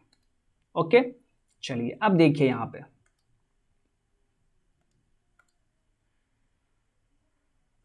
तो यहां पर जब पिस्टन यहां पर है तो इसे आप स्टेट पॉइंट 1 मान लीजिए, 1 पॉइंट। तो उस टाइम ये गैस इसके ऊपर एक प्रेशर एक्सर्ट करेगा पिस्टन के ऊपर, तो मान लीजिए प्रेशर P1 है, इसका वॉल्यूम, ये वाला वॉल्यूम को आप V1 मान लीजिए, टेम्परेचर T1 है। ओके, यानी सिस्टम का कंडीशन इस 1 पॉइंट पे क्या है, प्रेशर P1 है, वॉल्यूम V1 है एंड टेम्परेचर T1 है। ओके, अब देखिए ये क्या है, स्टॉपर, ये पिस्टन को रोकने के लिए है जी। ठीक है, ताकि पिस्टन बाहर ना निकल जाए। अब यहाँ पर क्या होगा, जैसे ही आप इसमें हीट सप्लाई कीजिएगा,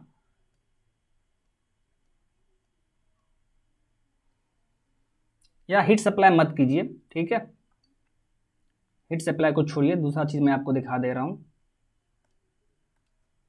एक ब्लॉक लेके दिखा दे रहा हूं, ठीक है। ओके, देखिए, मान लीजिए इसके ऊपर एक ब्लॉक रखा हुआ है, एक ब्लॉक रखा हुआ है जिसका वेट W है।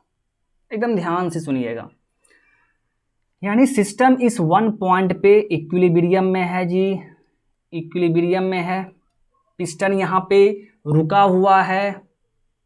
अब आप सोचिए ये पिस्टन यहाँ पे क्यों रुका हुआ है, मतलब यहाँ पे अनबैलेंस फोर्स 0 होगा, तभी तो रुका हुआ है। अगर अनबैलेंस फोर्स 0 नहीं होता तो पिस्टन मूव कर जाता। अनबैलेंस फोर्स 0 है, इसका क्या मतलब है, तो आप बोलेंगे कि सर, यानी इसका जो वेट है, ये वेट और इसका जो प्रेशर है P1, वेट नीचे की तरफ लग रहा है, प्रेशर ऊपर की तरफ लग रहा है, तो ये दोनों फोर्स एक दूसरे को बैलेंस कर रहा है। प्रेशर फोर्स, ठीक है, प्रेशर है तो फोर्स निकाल सकते हैं ना आप, तो ये दोनों फोर्स एक दूसरे को बैलेंस कर लेगा, ठीक है। तो आप वहां पर क्या लिख सकते हैं, ये दोनों, यानी वेट किसके बराबर हो गया, गैस प्रेशर फोर्स के बराबर हो गया, प्रेशर फोर्स बाय गैस। तभी तो इक्विलिब्रियम में है जी, दोनों एक दूसरे को बैलेंस किए हुए हैं, तो रोक के रखा है। लेकिन जैसे ही आप इस ब्लॉक को एकाएक रिमूव कर दीजिएगा, एकाएक रिमूव कर रहे हैं, ठीक है, ध्यान से देखिएगा। अब आप क्या कर रहे हैं, फिर से मैं फिगर बना रहा हूं,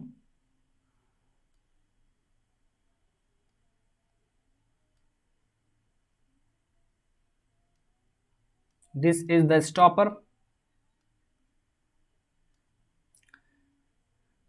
तो जैसे ही इस वेट को आप एकाएक रिमूव कर दीजिएगा, तो अब आपका पिस्टन कहाँ आ जाएगा, क्या होगा, सोचिए वहां पे। जैसे ही इस वेट को आप हटा दीजिएगा तो W का वैल्यू 0 हो गया, तो नीचे से जो गैस का प्रेशर लग रहा है ऊपर की तरफ, वो तो अनबैलेंस हो गया, उसको तो बैलेंस करने वाला कोई भी फोर्स वहां पे नहीं है। तो जैसे ही अनबैलेंस फोर्स होगा तो क्या होगा, पिस्टन मूव कर जाएगा। पिस्टन यहां था ना जी, पिस्टन यहां था, तो ये पिस्टन क्या हो जाएगा, यहां से मूव कर जाएगा। कहां तक मूव हो जाएगा, तो पिस्टन यहां आके रुक जाएगा, क्योंकि स्टॉपर वहां पे लगा हुआ है, स्टॉपर उसे रोक लेगा। यहां पे आके पिस्टन रुक जाएगा।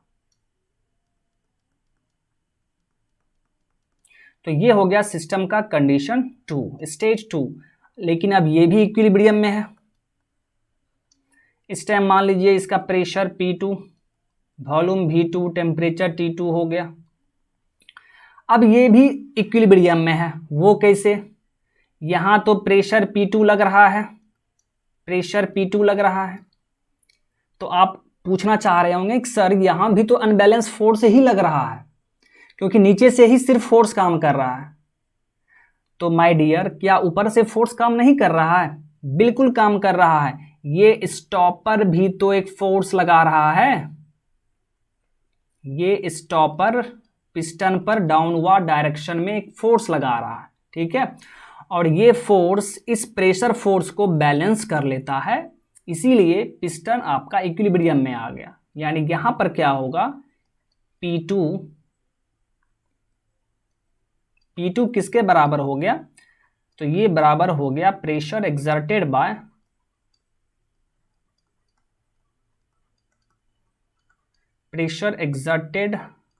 बाय स्टॉपर ऑन पिस्टन, ये दोनों बराबर हो गया। ये P2 ये मैं यहाँ पे हटा दे रहा हूँ, फिर आपको कंफ्यूजन हो जाएगा। P2 लिखने से अच्छा है मैं लिख दे रहा हूं प्रेशर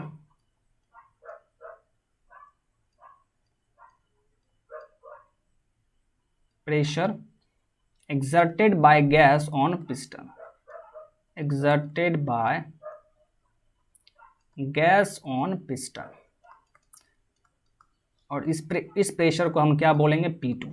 ये दोनों बराबर हो गया है, इसीलिए इक्विलिब्रियम हो गया है, अनबैलेंस फोर्स यहाँ पे नहीं है। ठीक है, तो अब आप यहाँ पे देखिए, तो जैसे ही आपने वेट रिमूव किया, ये पिस्टन बहुत तेजी से यहाँ पहुंच गया। पहले पिस्टन यहाँ पर था, जैसे ही आपने वेट रिमूव किया पिस्टन यहाँ पर पहुंच गया, बहुत तेजी से हो गया, फास्टली, बहुत तेजी से। तो क्या इस प्रोसेस को हम लोग क्वासीस्टैटिक प्रोसेस कहेंगे? बिल्कुल भी नहीं कहेंगे, क्योंकि ये प्रोसेस बहुत तेजी से हो रहा है। ठीक है, इसमें क्या हुआ, एकाएक पिस्टन जो है स्टॉपर पे पहुंच गया। ठीक है, तो ये क्वासीस्टैटिक प्रोसेस नहीं है।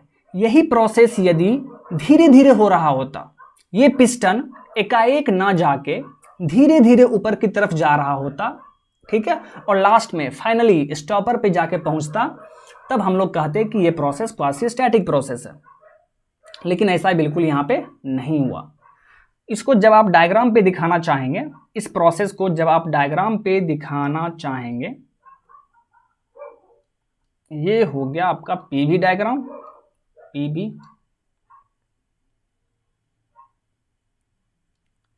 This point is 1, this point is 2। 1 point पे प्रेशर P1, वॉल्यूम V1 आप क्लियरली देख पा रहे हैं, P1 ज़्यादा है, V1 कम है। 2 पॉइंट पे प्रेशर घट गया है, वॉल्यूम बढ़ गया है। तो इस तरह आप दिखा सकते हैं। ठीक है, बट ये आपका क्वासीस्टैटिक प्रोसेस नहीं है। तो यहाँ पे मैं आपको लिख दे रहा हूँ नॉट क्वासीस्टैटिक।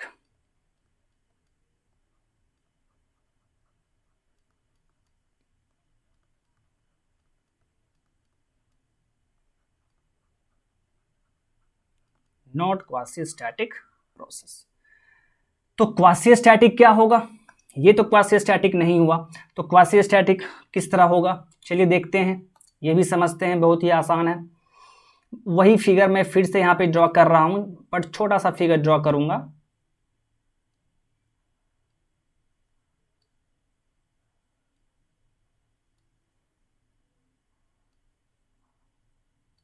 ये आपका पिस्टन, एकदम ध्यान से देखिएगा।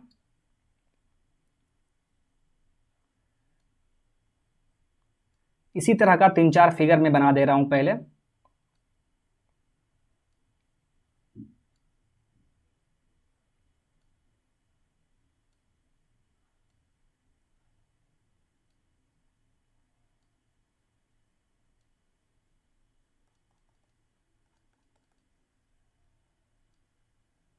डॉट डॉट मतलब आगे बढ़ते बढ़ते लास्ट में फाइनल कंडीशन में बता दे रहा हूं। चलिए, तो इनिशियल कंडीशन आपका ये है, यहां पर गैस है, दिस पॉइंट इज 1। ओके, अब यहां से देखिए, यहां पे प्रेशर P1 लग रहा है, वॉल्यूम V1, टेम्परेचर T1, और यहां पे आपका क्या रखा हुआ है जी? वेट रखा हुआ है, दिस इज द वेट, और यहां पर क्या है? स्टॉपर।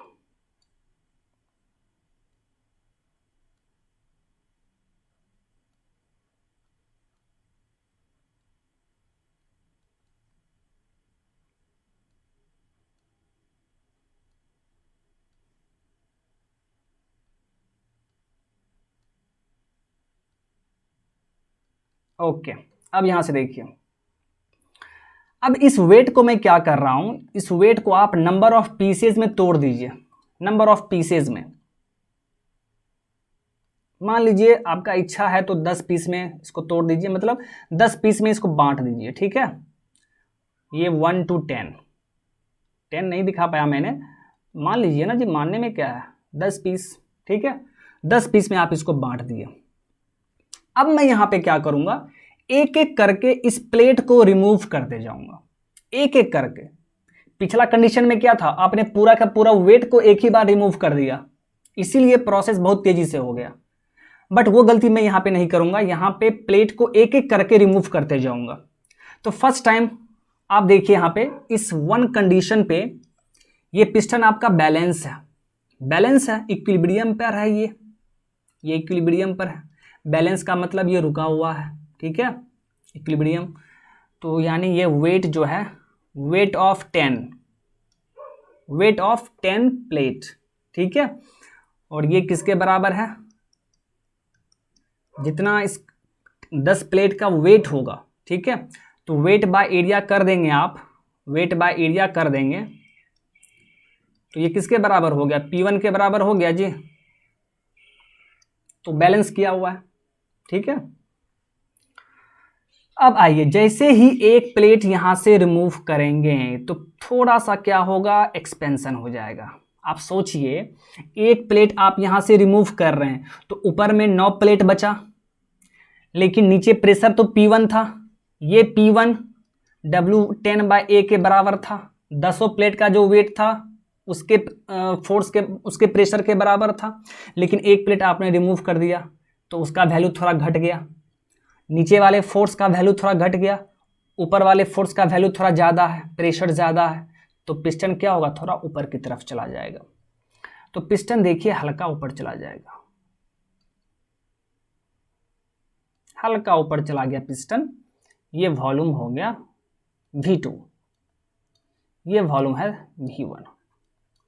अब ये सेकेंड पॉइंट हो गया, यहाँ पर आके फिर रुक गया। क्या ऊपर बढ़ते रहेगा जी? खुद सोचिए, देखिए, जब तक आप सोचिएगा नहीं क्लियर नहीं होगा। मैं यहाँ पे आपको समझा रहा हूँ, देखिए ध्यान से देखिए। नीचे से प्रेशर P1 लग रहा है, P1 आप इसमें एरिया से मल्टीप्लाई कर देंगे तो ये फोर्स हो जाएगा। और ऊपर से वेट 10 प्लेट का जो वेट है उसे मैं W10 लिख रहा हूँ, तो ये दोनों बराबर है, तब जाके इक्विलिब्रियम में है।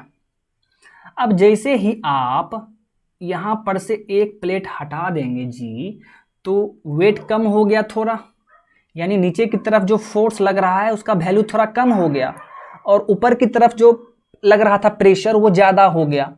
तो नीचे वाला ज़्यादा है, सॉरी ऊपर वाला ज़्यादा है, नीचे वाला कम है, तो पिस्टन को थोड़ा ऊपर कर देगा ना जी, लेकिन थोड़ा सा ही ऊपर करेगा। क्यों? जैसे ही पिस्टन थोड़ा ऊपर हुआ तो सब्सटेंस थोड़ा एक्सपेंड हुआ है, यानी प्रेशर थोड़ा घट जाएगा। तो पहले प्रेशर P1 था, अब प्रेशर घट गया, P2 हो गया। तो जैसे ही प्रेशर घटा तो 9 प्लेट का जो वेट होगा उसके बराबर P2 हो जाएगा, फिर बैलेंस, फिर रुक जाएगा ये, यानी अब ये 9 प्लेट यहां पर रुक गया।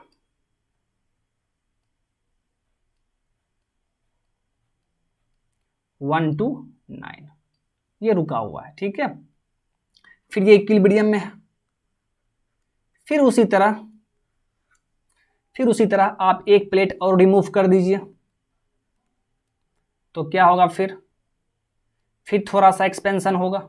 जैसे ही आप एक प्लेट रिमूव करेंगे फिर थोड़ा सा एक्सपेंशन हो जाएगा। अब यहाँ पे प्लेट कितना बच गया, 8 प्लेट।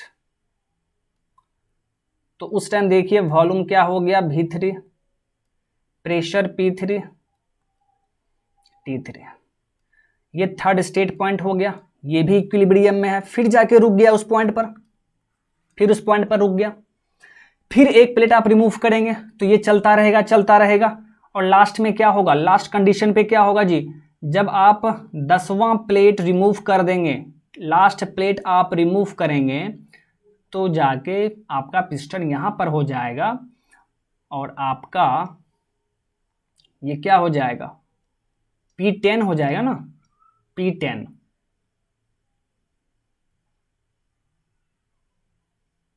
P11 हो जाएगा, P10 नहीं होगा, P11। छोड़िए ना उसको, कोई उससे कोई दिक्कत नहीं है, ठीक है। P11, फिर आपका टेम्परेचर कुछ, ठीक है, फिर आपका वॉल्यूम भी इसका कुछ हो जाएगा, ठीक है। तो देखिए यहाँ पर ये भी बैलेंस हो गया, क्योंकि स्टॉपर यहाँ पे एक फोर्स लगा रहा है तो ये बैलेंस हो गया, और ये पिस्टन यहाँ पे आके रुक गया, तो ये भी इक्विलिब्रियम में हो गया, मतलब ये आपका फाइनल कंडीशन हो गया, फाइनल। ये हो गया इनिशियल कंडीशन, ये हो गया आपका इनिशियल कंडीशन। तो इसका देखिए पीवी डायग्राम यदि आप बनाएंगे, पीवी डायग्राम तो कैसा बनता है देख लीजिए।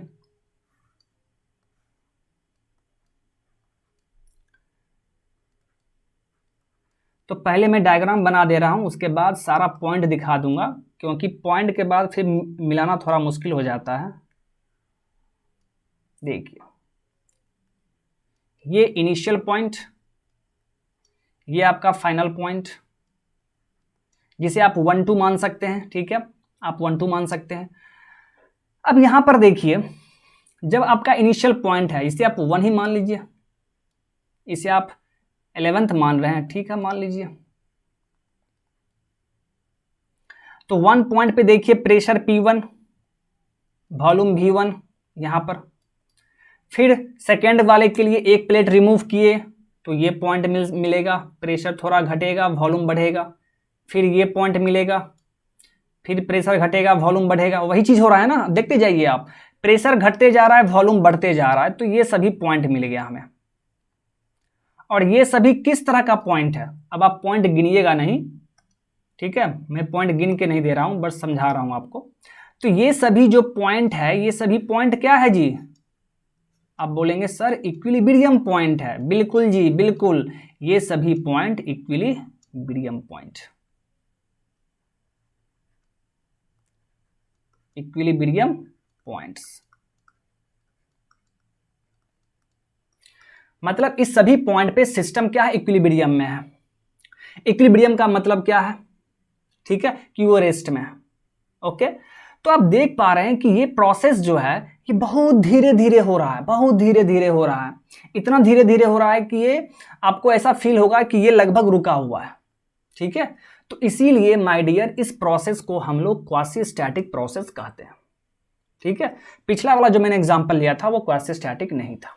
अब मैंने वहां पे एक डेफिनेशन दिखाया था आपको, और मैंने आपको बोला भी था कि ये डेफिनेशन बाद में हम लोग बात करेंगे। तो वो डेफिनेशन क्या है वो यहाँ पे देख लीजिए। ये सभी पॉइंट्स क्या है, इक्विलिब्रियम पॉइंट्स है। ये इक्विलिब्रियम पॉइंट्स किसका है जी, सिस्टम का है। सिस्टम के डिफरेंट डिफरेंट कंडीशन है ये, ठीक है। तो सिस्टम जितना इक्विलिब्रियम पॉइंट्स कर रहा है या हो रहा है, सिस्टम का जितना भी इक्विलिब्रियम पॉइंट्स या स्टेट पॉइंट, उस सभी इक्विलिब्रियम पॉइंट्स का जो लोकस होगा, उसी लोकस को हम लोग क्वासी स्टैटिक प्रोसेस कहते हैं। ओके, वही डेफिनेशन मैंने वहां पे आपको लिख के दिखाया था। देखिए, it is the locus of all the equilibrium points taken through by the system, ठीक है। सिस्टम के द्वारा जितना भी इक्विलिब्रियम पॉइंट्स हो रहा है, उस सभी का लोकस को ही हम लोग क्वासी स्टैटिक प्रोसेस कहते हैं। ओके, और आप यहाँ पे देख पा रहे हैं कि ये प्रोसेस बहुत धीरे धीरे हो रहा है, इसीलिए इस प्रोसेस को हम लोग रिवर्सिबल प्रोसेस कहेंगे। यानी quasi static process is the reversible process. ये भी चीज़ आप ध्यान में रखेंगे। आई होप कि अब ये चीज़ आपका क्लियर हो गया। ओके, चलिए अब इसके आगे मूव किया जाए। ये आज का लास्ट टॉपिक है माय डियर, इसको देख लेते हैं, फिर हम लोग इसके आगे नेक्स्ट लेक्चर में करेंगे, ठीक है। चलिए देखते हैं थर्मोडायनामिक साइकिल। ध्यान से देखिएगा, साइकिल है यहाँ पे। साइकिल का मतलब ही क्या होता है, जब initial and final point same हो। जैसे आप यहाँ से शुरू कर रहे हैं कोई चीज़, ऐसे करते करते करते करते आप यहाँ पहुँच गए।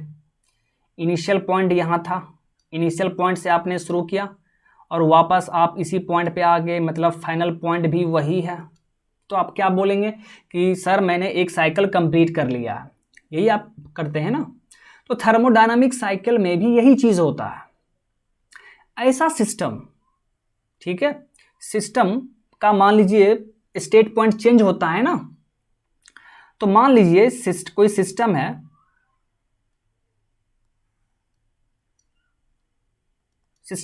इसका स्टेट पॉइंट ये है 1 है। अब इस सिस्टम का स्टेट पॉइंट मान लीजिए यहां से चेंज हुआ, मान लीजिए चेंज होके 0.2 आ गया, सिस्टम का स्टेट पॉइंट चेंज हो रहा है, कंडीशन चेंज हो रहा है, ठीक है। इस 1 पॉइंट पे प्रेशर P1 था, वॉल्यूम V1 था, लेकिन क्या हुआ, सिस्टम का कंडीशन चेंज हो गया, अब प्रेशर P2 हो गया, वॉल्यूम V2 हो गया, लेकिन फिर वापस क्या हुआ, फिर ये वापस सिस्टम का प्रेशर फिर वापस क्या हो गया, सिस्टम का प्रेशर P1 और वॉल्यूम V1 ही हो गया। मतलब इस ये सिस्टम वापस घूम के फिर 1 पॉइंट पर ही आ गया, इनिशियल पॉइंट पर ही आ गया। मतलब सिस्टम का जो कंडीशन स्टार्टिंग में था वही फाइनल भी कंडीशन हो गया। तो हम लोग क्या कहेंगे कि इसका मतलब है कि यहां पर सिस्टम साइकिल कर रहा है, सिस्टम में यहां पे क्या कर रहा है, सिस्टम साइकिल पर वर्क कर रहा है।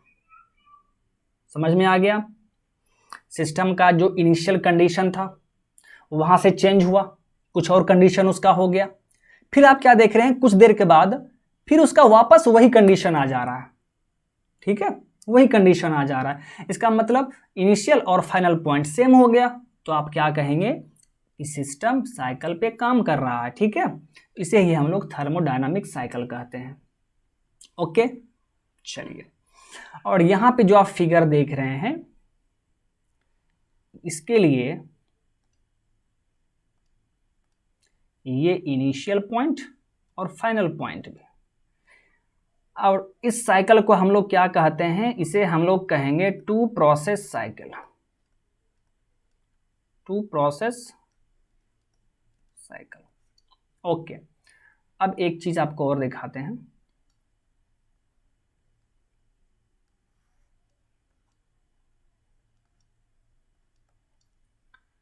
अब मान लीजिए कोई सिस्टम यहां से शुरू हुआ, इस स्टेट पॉइंट 1 से शुरू हुआ, यहां से यहां गया, कंडीशन चेंज हुआ यहां तक, फिर वापस ये यहां से यहां आ गया 2 से 3, लेकिन फिर क्या देख रहे हैं, फिर ये सिस्टम वापस 3 से 1 चला गया। मतलब 1 से स्टार्ट हुआ था, वापस 1 पे ही आ गया। तो इनिशियल एंड फाइनल पॉइंट देखिए सेम है, यानी ये भी साइकिल है, और इस साइकिल का नाम क्या होगा, 3 प्रोसेस साइकिल,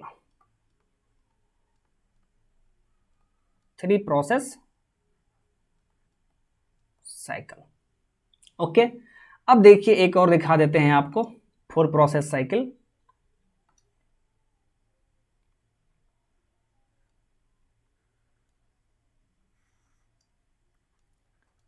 भी और ये आपका P है,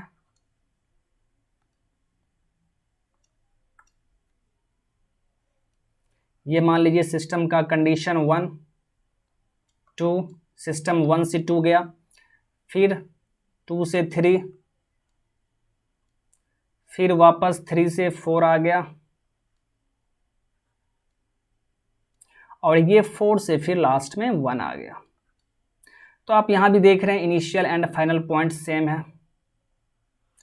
तो इस साइकिल को हम लोग क्या कहेंगे, 4 प्रोसेस साइकिल,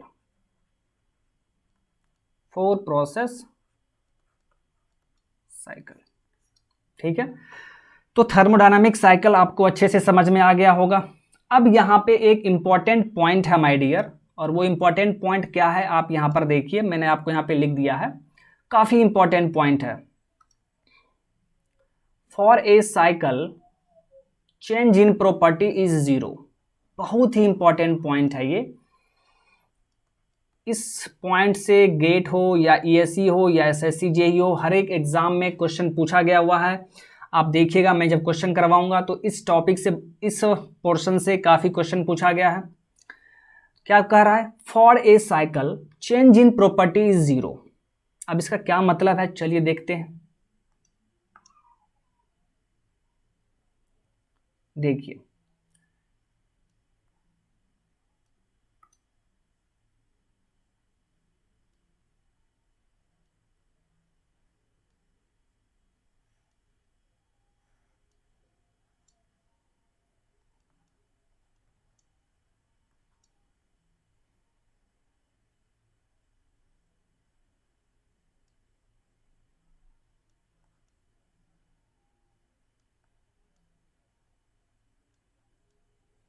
ये एक साइकिल है, इसका इनिशियल पॉइंट 1, फाइनल पॉइंट 1 ही है। अब यहां पर आप देखिए इस 1 पॉइंट के लिए वॉल्यूम कितना है जी, V1। 2 पॉइंट के लिए वॉल्यूम कितना है, V2। इसके लिए प्रेशर कितना है, P1। इसके लिए प्रेशर कितना है, P2। तो साइकिल तो यहां हो रहा है। अब यदि मैं यहां पे आपसे पूछ दूं कि बाबू चेंज इन वॉल्यूम निकालिए, चेंज इन वॉल्यूम, तो क्या होगा इस साइकिल के लिए, चेंज इन वॉल्यूम क्या होगा। तो वॉल्यूम क्या है, प्रॉपर्टी, यानी आप क्या निकाल रहे हैं, चेंज इन प्रॉपर्टी निकाल रहे हैं ना जी, चेंज इन प्रॉपर्टी। इस साइकिल के लिए चेंज इन वॉल्यूम क्या होगा, चेंज इन वॉल्यूम का मतलब चेंज इन प्रॉपर्टी का वैल्यू आप निकालना चाह रहे हैं फॉर दिस साइकिल।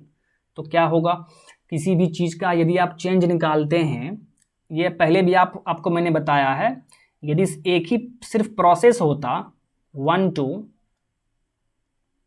तो इनिशियल पॉइंट ये हो गया, फाइनल पॉइंट ये हो गया, तो आप चेंज इन वॉल्यूम यहां पे कैसे निकालते हैं, V2 माइनस V1। मतलब क्या है, final volume minus initial volume करके निकालते हैं जी, आप निकालते हैं ना। तो वही चीज तो यहां भी करना पड़ेगा। तो चेंज इन वॉल्यूम क्या होगा, तो आप बोलेंगे sir final volume minus initial volume, लेकिन यहां फाइनल और इनिशियल दोनों पॉइंट सेम है, तो फाइनल वॉल्यूम भी V1 है, इनिशियल वॉल्यूम भी V1 है, तो क्या हो गया, 0 हो गया। तो चेंज इन प्रॉपर्टी का वैल्यू क्या हो गया, 0। तो ये पॉइंट आप हमेशा याद रखिएगा।